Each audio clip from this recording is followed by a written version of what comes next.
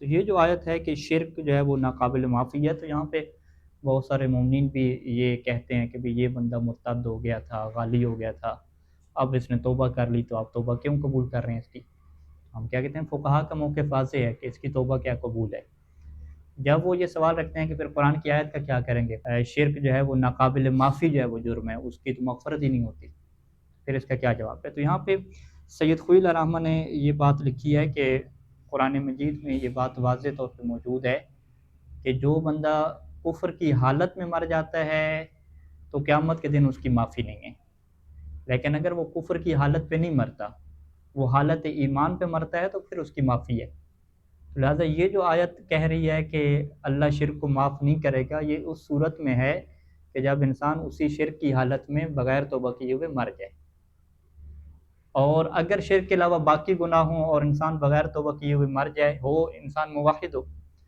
توحید کا پابند ہو، مسلمان ہو، مومن ہو، لیکن باقی گناہوں سے اس نے توبہ نہیں کی، مر گیا، تو پھر یہ امکان موجود ہے کہ اللہ تعالیٰ قیامت کے دن اس کے گناہوں کو معاف کر دے شفاعت کی وجہ سے یا جو اس کی مشیت ہوگی۔ لیکن جو شرک کی حالت میں مر جائے،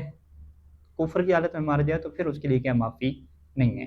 تو لہٰذا جب یہ کہا جاتا ہے کہ شرک جو ہے وہ ناقابل معافی جرم ہے اور مرتد کی توبہ قبول نہیں ہوگی، تو اس کا مطلب یہ ہوتا ہے کہ جب وہ اسی حالت میں مر جائے، لیکن اگر وہ اس حالت میں نہ مرے اور دنیا میں توبہ کر لے تو وہ توبہ کیا اس کی قبول ہے۔ اور یہاں پہ سید خوئی الرحمہ نے جو قرآن مجید کی آیت پیش کی، وہ آیت سورہ البقرہ کی ہے، 217 نمبر آیت،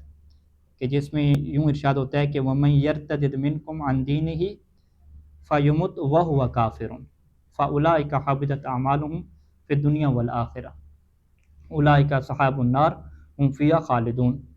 من يرتد منکم عن دینی، کہ تم میں سے جو کوئی مرتد ہو جائے، فیمت وہو کافر، اور پھر وہ مر جائے وہو کافر، در حالانکہ وہ کافر ہو، یعنی بغیر توبہ کی یہ مر جائے، تو پھر ہاں وہ حالیہ یہاں پہ وہو کافر، در حالانکہ وہ کافر ہو، تو اس صورت میں اگر وہ مر جاتا ہے تو پھر یہ وہ لوگ ہیں کہ جن کے اعمال ضائع ہو جاتے ہیں دنیا اور آخرت میں، اور یہی لوگ کیا ہے جہنمی ہو جاتے ہیں اور جہنم میں کیا رہتے ہیں۔ تو اس سے کیا بات ثابت ہوتی ہے؟ تو اس سے یہی بات ثابت ہوتی ہے کہ اگر ایک انسان کفر کی حالت میں نہیں مرتا اور توبہ کر کے مرتا ہے تو ایسا نہیں ہے کہ وہ جہنمی ہے اور اس کی کیا توبہ ہی قبول نہیں ہے۔ اور اسی طریقے سے سید خوئی الرحمہ نے لکھا کہ یہ بات تو بڑی واضح ہے، اگر آپ غور و فکر بھی کریں کہ ایک انسان نے توبہ کر لی تو اب آپ کیا کہیں گے کہ جو وہ روزہ رکھے گا تو روزہ اس کا صحیح نہیں ہوگا، نماز پڑھے گا تو نماز صحیح نہیں ہوگی، کیونکہ آپ کیا کہیں گے یہ تو ابھی تو کافر ہے۔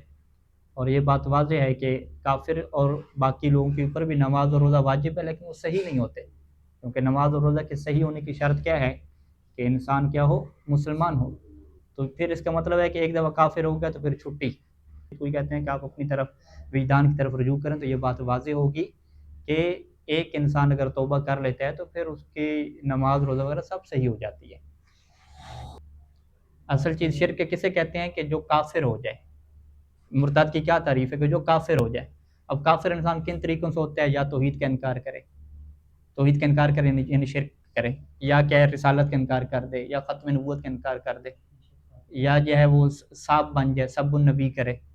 توحید کا انکار اور شریک ٹھہرانا اس میں فرق ہے۔ توحید کا مطلب اللہ ایک ہے نا، شریک یعنی اللہ ایک نہیں ہے، دو ہیں۔ وہ منکر ہو جائے مثلا اللہ ہے ہی نہیں، ہاں تو یہ اصل کفر ہے، یہ بھی کفر ہے کہ اللہ کے وجود کا انکار کر دے، جو الہات ہے یہ سارے کفر ہیں۔ ارتداد ان سب کفر کو کیا شامل ہے؟ شرک، ہاں شرک کفر کی قسم ہے، ٹھیک ہے، یعنی انسان جو فقہی طور پہ کافر ہوتا ہے اس میں سے پہلا طریقہ کیا ہے، وہ تو اللہ کی انکار کرتے ہیں، انکار وجود الہی، وجود اللہ کا انکار کرنا۔ دوسرا کیا ہے کہ نہیں اللہ کو مانے فقط توحید کا انکار کر دے۔ تیسرا کیا ہے کہ توحید کو مانے لیکن رسالت کا انکار کر دے، کسی کا انکار نہ کرے لیکن سب النبی کرے، سب علی کرے، اس طریقے سے۔ تو یہ ساری چیزیں کیا ہیں جو کفر کا کیا باعث بنتی ہیں فقہی طور پہ، ٹھیک ہے۔ یہ نقطہ کیا ہے واضح ہو گیا انشاءاللہ۔ تو اس کے